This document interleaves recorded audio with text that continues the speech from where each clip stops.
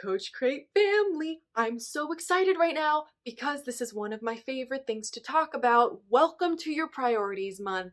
Today, we are talking about how we keep ourselves busy by avoiding things we don't want to do or we are afraid to do. We want to look at what are you doing to fill your time with little knick-knacky kind of stuff that doesn't get to the heart of who you want to be, what you want to do, what you want to go after, goals, dreams, lifestyle, whatever it might be, because it is scary or uncomfortable. So get out a piece of paper, we're going to do some brainstorming, get out your book guide, whatever you want to write down on, and let's jump right in. So question number 1, what most often, I feel like this is a game show, what most often do you find yourself filling your time with that after you do it, you're just kind of like, that was something. And this could be, meticulously reorganizing the books on your bookshelf, or it could be scrolling social media, or maybe it's folding all of your clothes a very particular certain way, but afterwards it's just kind of done and it doesn't really excite you or make you feel very happy. So take some time, weird examples, but brainstorm on the things that you do just to kind of pass the time and don't feel super fulfilled or satisfied by. Pause the video, write them down. Awesome. The next item we have to list are the things that you need to do, but maybe spend a little bit too much time on. So an example here is laundry. Do you spread out laundry through the entire week because you're procrastinating, you're only doing little bits here and there, you're starting it, you're stopping it, all of those things, or something like that? Look at the things that either take you a really long time to get done that maybe you could do a little bit faster, or things that you start and stop and start and stop and start and stop, and that's what makes it seem to take forever or take forever. All right, and you're really gonna love me for this question, but I want you to write down a list of all the actions and goals and tasks that you are avoiding or procrastinating. And remember, I'm here and I love you and you're doing great. And don't beat yourself up about this because we all do it. We want to bring that stuff to the light so that we are not keeping it in that dark, recessed corner of our brain. Take a deep breath, take some time, and write that stuff down. So now we've done this on paper brainstorming, I want you to just think about how you move throughout your day. And as we've been talking about through this entire month, through the entire book, when you are choosing the most powerful step and when you are avoiding it, when you are choosing the steps that let you sidestep the powerful step. Big focus of this priority month is quality over quantity. Right? We can choose to cram our schedules with this and that, and I have to get this done and I have to get that done so that we feel fulfilled.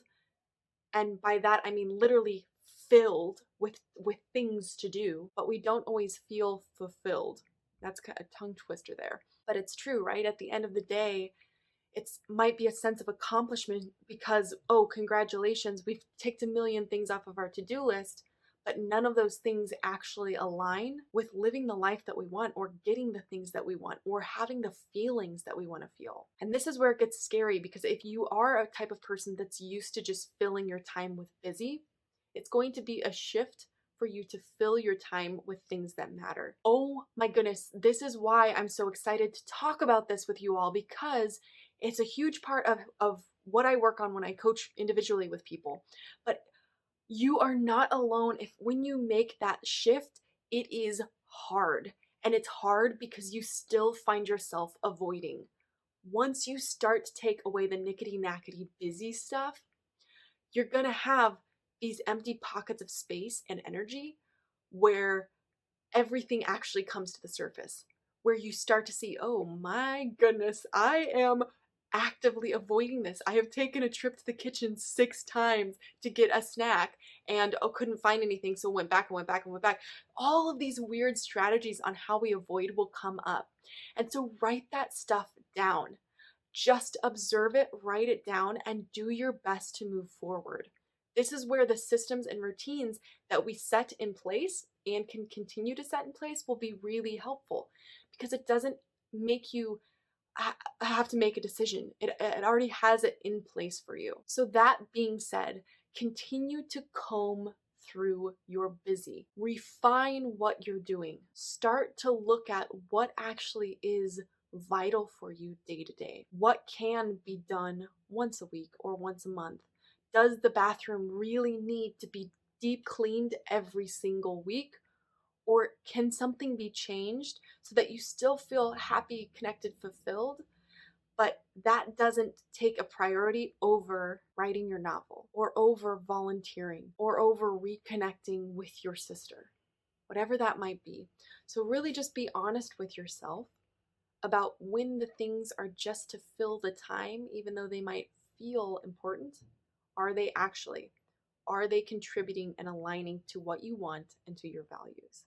Like I said, please be patient with yourself with this because once you start to do it, you're gonna see a lot of shifts and changes that could be overwhelming. And so I just say over and over, you're not alone. It's not weird. Keep going through that stuff. Focus on the priorities. Focus on those powerful steps. And of course, this doesn't mean, if you decide that yes, deep cleaning your bathroom is a very important thing every week. That's great. But now we know that. Now it can be aligned with that's actually my way that I take care of myself. And the feeling of having this sparkling bathroom gives me, happiness and motivation throughout the rest of my week, whatever it might be. But we want to push back and challenge those things so that we know. And what this also does is it allows those things that have become maybe a little bit more mundane or routine to be exciting again. Because we know every time at the end of the night when we clean up our kitchen, that when we wake up the next morning, it makes a powerful difference on how we feel. Okay, that's one of mine. Mine is I realize if I go to bed with a clean kitchen and I wake up, I feel like, oh my gosh, I can do anything I want. So now you know one of my things. But until we discover that, it can just kind of seem like it's something we have to do. Now every night when I clean my kitchen, most of the times I'm excited because I know it's going to feel so good the next morning. I know that action is aligned with my North Star. It's aligned with the type of life that I want to be and the feelings that I want to invite into my life. Didn't know I could get so excited about cleaning a kitchen, did you? And please remember, you do not need to be perfect with this. This is the time to focus on your progress. Give yourself love, give yourself grace, and also be super honest with yourself. Okay, please let me know if you have any questions, and I will see you very soon in another video.